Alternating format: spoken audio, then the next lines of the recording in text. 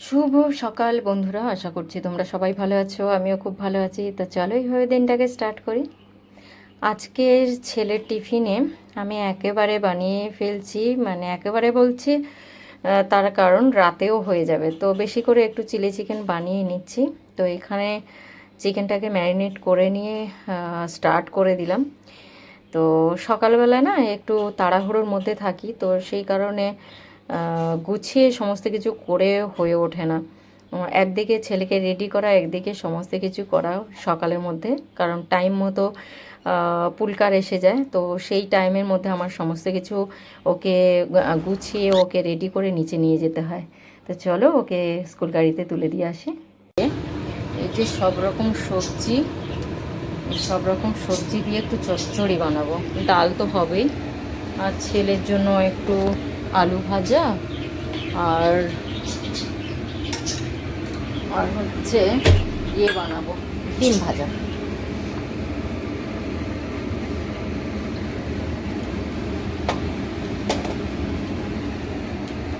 মাছের ডিমের বড়া ভাজতে বেশ কিছুটা সময় লাগে, কারণ ছোটাছুটি করতে হয়। তা তোমরা সবাই জানো মাছের ডিমের বড়া ভাজতে গেলে ছিটকাই কেমন। তো যাই হোক, সেই কারণে একটু মানে ক্যামেরাটা এদিক ওদিক হচ্ছিল। তো বুঝতেই পারছো ভীষণভাবে ছিটকাচ্ছিল করার মধ্যে। তো একটু সরে সরে এসে নাড়াচাড়া করছিলাম। তো এই মাছের ডিমের বড়া আর মাছের তেল দিয়ে চচ্চড়ি বানিয়েছি। তো দেখো আজকের দুপুরের লাঞ্চে ছিল খুব সিম্পল খাবার, চচ্চড়ি, ডাল, স্যালাড। আর আমার ছেলে স্কুল থেকে আসার পর আমি ওকে স্নান টান করিয়ে দিয়ে ওকে রেডি করে দিয়ে ও এখন কার্টুন দেখছে। তো ওর খাবারের জন্য আলু ভাজা আর এই যে আমি ডিমটা ভেজে দিচ্ছি, ও খাবে। তো সত্যি কথা বলতে কি, ডালের সঙ্গে বেশি ভাজাভুজি আমি খাই না, তো সেই কারণে একটু মাছের তেলের যে বড়াটা করেছিলাম, চচ্চড়ি করেছিলাম, সেটা দিয়ে আমি ভাত খেয়ে নিয়েছি খুব সুন্দর করে। স্যালাড থাকলে তো আর কিছুই লাগে না। তো বাচ্চা ছেলে তাকে মাছ ডিম সবসময় পাতের মধ্যে, মানে ভাত পাতের মধ্যে কিছু প্রোটিন জিনিস রাখতে হয়। তো সবসময় হয়ে ওঠে না, তো এক এক সময় ফাঁকিবাজি যেটা হয় আর কি। তো যাই হোক, ওকে একটু ডিম ভেজে দিলাম আর খেতে বসে ও গেছেও। তো ও খেতে বসে বলছে ওর ডাল হলে কোনো প্রবলেম নেই, জাস্ট ওর একটু আলু ভাজা ডিম ভাজা দিলেই হলো। সোয়াবিনও খায়, আগে যেটা খেত না এখন সেটা খায়। তো এটা একটু শান্তি, যত বড় হচ্ছে একটু বুঝতে শিখছে। আর সবসময় মাংসটা খাওয়াও ঠিক না। যদি আমি স্টু বা মাংসের ঝোলের মধ্যে কেটেও দিয়ে দিই টুকরো করে, কিন্তু তাও হলেও কিছু কিছু জিনিস সব কিছু খেতে হয়। যেমন খিচুড়িটা এখন আগে খেত, এখন আর খেতে চায় না। তো সেটা একটা চিন্তার কারণ, কারণ খিচুড়ি করলে একটা জিনিস হয়, সব রকম সবজি দিতে পারতাম, বিশেষ করে কুমড়ো। তো যাই হোক, এখন করে খুব একটা মানে এমন হয়েছে না, স্কুলের টাইম, ওদের টিফিনের টাইম, ঘরে এসে খাবার টাইম, মানে স্কুলে এতটা পরিমাণে দেরি করে টিফিন করতে। তো বাড়িতে এসে ও বলে কি যে মা, আমার বেলা করে টিফিন খেয়েছে, আমার আর খিদে নেই। তো এখানেই তো ভাতটা অনেকটা দেরি করে খায় বাড়িতে এসে। তো তার কারণে ওর খিদের একটু হজমের প্রবলেমও চলে এসছে। তো সেই কারণে আর কি এটা খাবো না ওটা খাবো না, একটা ঘ্যানঘ্যানে একটা ব্যাপার চলে এসেছে বাচ্চার মধ্যে। তো কিছু করার নেই। তো সেই কারণে মাঝে মধ্যে ওর আবদার পূরণ করতে হয়। তো যাই হোক, আপাতত খেতে বসেছে, গরম গরম ডিম ভেজে দিয়েছে, ও খুব খুশি।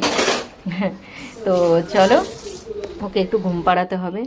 তো খাওয়া দাওয়ার পরে ওকে একটু ঘুম পাড়িয়ে দিয়েছিলাম। তো তারপরে আমি ডেকে দিয়েছিলাম, একটু ফল কেটে দিয়েছিলাম।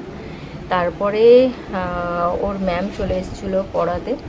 তো আমি যেহেতু ও ক্যামেরার সামনে আসতে চায় না, তো সেই কারণে চুপি চুপি ওর পড়ার রুমে চলে এসেছিলাম। তাও বুঝতে পেরেছিল যে আমি ভিডিও করছি। তো যাই হোক, ও ম্যামের কাছে পড়ছে। তো যাই হোক, ও পড়ুক, আর আমারও কিছু কাজ আছে এই সময়টা।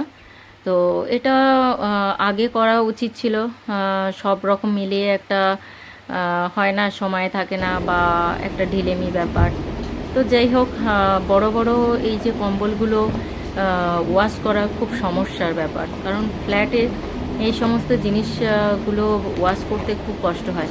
তো যাই হোক, আমি এইগুলো বাইরে দিই না, আমি নিজেই বাথরুমের মধ্যেই একটু শ্যাম্পু দিয়ে এটাকে কাচাকুচি করে আমাদের ব্যালকনি, ছোট্ট ব্যালকনির মধ্যে ওখানে শুকোতে দেওয়া হয়।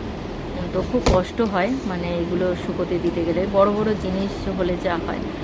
তো সেই কারণে আজকে কাচবো, কালকে কাচবো, এই করে করে সময়টাও পেরিয়ে গেছে। তো যাই হোক, একটা একটা করে দুটো একসাথেই কাচা হয় না, কারণ ব্যালকনিতে জায়গা হয় না, তো সেই কারণে একটা একটা করেই কাচা হয়।